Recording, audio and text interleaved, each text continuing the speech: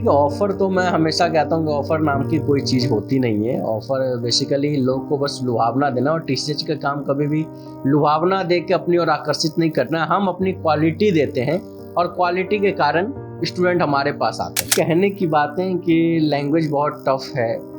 मैं आपसे एक प्रश्न करता हूँ कि आपने हिंदी बोलने का कहीं क्लास किया था? हाँ या ना? आपने नहीं किया होगा, क्योंकि आपने अपने आसपास की चीज़ों से ना, अपने आसपास के लोगों से इमिटेट करके सीखा, आपने अनुकरण करके सीखा है कि वो अगला कैसे बोल रहा है, कैसे बोल।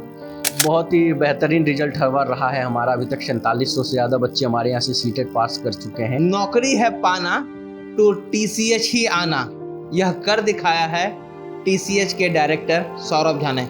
आखिर क्या है टीसीएच, आइए इन्हीं से जानते हैं। और सरकारी नौकरियों में किस तरह से आजकल के जो नवयुवक हैं उन्हें नौकरी दिलवा रहे हैं, इन्हीं सब मुद्दों पर बात करेंगे। सौरभ झा जी, क्या है आपका टीसीएच और कब आपने की स्थापना की? बहुत बहुत नमस्कार और सभी बड़े साथियों को मेरा प्रणाम।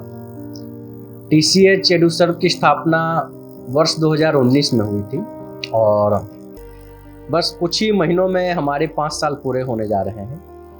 और इस टीसीएच की स्थापना के पीछे का जो सबसे बड़ा कारण था, ये था कि जब मैंने अपनी पढ़ाई शुरू की थी, उस टाइम से जब तक मैंने पढ़ाई की, उस टाइम क्या क्या कमियां बच्चों में हो रही थी, किस कारण से बच्चे पिछड़ रहे थे, क्यों बच्चों के अंदर क्यूरियोसिटी की मतलब लैकनेस हो रही थी, उन चीज़ों को हम भरने के लिए टीसीएच की स्थापना की। ये मतलब बच्चों में वो लगन आए, बच्चे वापस से शिक्षा की ओर आए। जैसे कि जानते भी लोग कि बिहार जो है वो शिक्षा के लिए जाना जाता है, शिक्षा के क्षेत्र में सबसे बड़ी काबिलियत की बात करें तो बिहार के पास में है। तो उन चीज़ों को हमें वापस और बचा के रखना था, इसलिए टीसीएच की स्थापना हुई, जिसके अंतर्गत आज सरकारी नौकरी की बात करें तो लगभग 8000 से अधिक विद्यार्थी यहाँ से सफलता पाकर अलग अलग क्षेत्रों में सरकारी नौकरी कर रहे हैं, जिसमें से सबसे अधिक विद्यार्थी हमारे यहाँ से बिहार में शिक्षक बने हैं, जिनकी संख्या करीब करीब 4000 से अधिक है। ठीक है, और टीसीएच का जो मुख्य उद्देश्य था वो यही कि बच्चों के अंदर शिक्षा की अलख जगा देना है, बच्चों के अंदर एक जिज्ञासा का भाव पैदा करना है, बच्चों को उसमें इंटरेस्ट आना है कि हमें सरकारी नौकरी करके अपने जीवन को एक बहुत ही बढ़िया तरीके से, गर्मामय तरीके से जीना है। सौरभ जी, बीपीएससी के थ्रू जो है अभी शिक्षक बहाली चल रही है, टीआरई 1 हुआ, टीआरई 2 हुआ, 3 है, टीआरई 3 का भी जो है वो सारी बातें हो रही हैं, रिजल्ट नहीं आया है। कैसे देख रहे हैं, आपने क्या क्या तैयारियां करवाई हैं और कितने बच्चे आपके जो है वो सेलेक्टेड हुए हैं टीआरई एग्जामिनेशन में, बीपीएससी ने दिया है जो? बहुत ही अच्छा प्रश्न है आपका। जैसा कि मैं आपको बता दूं कि टीआरई 1 और टीआरई 2 मिला के हमारे यहाँ से 2579 बच्चों का सिलेक्शन हो रखा है, और अभी टीआरई 3 का रिजल्ट आया नहीं है। कुछ महीनों से बातें चल रही हैं कि अब आएंगे, काफ़ी देर हो चुकी है, जबकि ये अपने समय से आ जाना चाहिए था। और जैसा कि हमारे संस्थान के हमारी पूरे फैकल्टी मेंबर और जो मैनेजमेंट मेंबर है, उनकी जो उम्मीदें हैं वो लगभग 900 प्लस रिजल्ट की टीआरई 3 में है। मतलब 900 से अधिक बच्चे हमारे यहाँ से टीआरई 3 में भी रिजल्ट देने वाले हैं। साथ ही साथ हमारे यहाँ किसी भी बैच का जो है अनाउंसमेंट से पहले हमारे यहाँ बैच फुल हो जाते हैं, क्योंकि एक विश्वास मार्केट में इतना बना हुआ है टीसीएच के प्रति लोग का, जो आज लगभग 18000 से ज़्यादा बच्चों को विगत 5 वर्षों में हमने पढ़ाया है।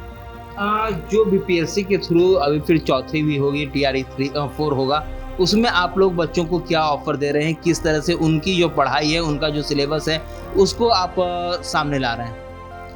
देखिए, ऑफ़र तो मैं हमेशा कहता हूँ कि ऑफ़र नाम की कोई चीज़ होती नहीं है। ऑफ़र बेसिकली लोग को बस लुभावना देना, और टीसीएच का काम कभी भी लुभावना दे के अपनी ओर आकर्षित नहीं करना। हम अपनी क्वालिटी देते हैं और क्वालिटी के कारण स्टूडेंट हमारे पास आते हैं।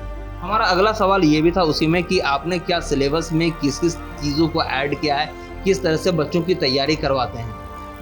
देखिए, टीआरई 1 जब हुआ था उस समय तो कोई सिलेबस का कुछ वैसा एक फिक्स अंदाज़ा भी नहीं कोई लगा सकता था, लेकिन टीआरई 1, टीआरई 2, टीआरई 3 अब हो गया तो बहुत सारे पैटर्न मालूम चल गए कि किस लेवल के क्वेश्चन आते हैं और किस लेवल का क्वेश्चन हमें तैयारी करवाना होगा।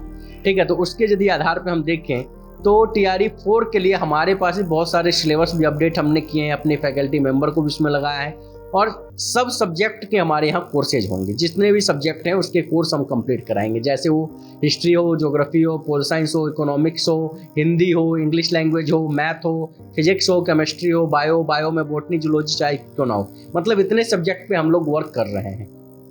कहा जाता है कि जो लैंग्वेज होते हैं वो सबसे हार्ड सब्जेक्ट होता है। लैंग्वेज पर कमांड करना सबके बस की बात नहीं होती है। लैंग्वेज के जो हमारे यहाँ टीचर है वो सबसे कम मिलते हैं। फिजिक्स के मिल जाएंगे, मैथ के मिल जाएंगे, लेकिन लैंग्वेज जो प्रॉपरली ग्रामर होता है उसके लिए आप लोगों ने क्या क्या तैयारियां की हैं? देखिए, कहने की बातें कि लैंग्वेज बहुत टफ है। मैं आपसे एक प्रश्न करता हूँ कि आपने हिंदी बोलने का कहीं क्लास किया था, हाँ या ना?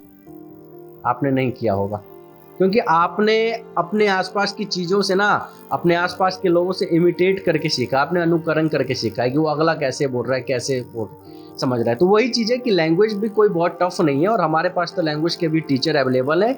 और जब से हमने संस्थान की शुरुआत की तब से हमारे पास वही टीचर लैंग्वेज के अभी भी अवेलेबल है। हमारे यहाँ इंग्लिश की जो लैंग्वेज है वो सबसे कम देखा जाता है। जो इंग्लिश के टीचर हैं उनकी सबसे कम ये संख्या देखी गई है, और इंग्लिश में जो सरकारी स्कूल के बच्चे होते हैं वो सबसे कमज़ोर पाए जाते हैं। तो ऐसे टीचरों को अगर आप देखेंगे, प्राथमिक हो चाहे हाई स्कूल हो, मिडिल स्कूल हो, तो उसमें इंग्लिश के टीचर कम रहते हैं। उनके लिए आप लोग क्या कर रहे हैं? देखिए, आपकी बात भी सही है कि हमारे स्टेट में इन सब चीज़ों की थोड़ी सी कमी है, लैंग्वेज टीचर की कमी है ओवरऑल देखा जाए तो।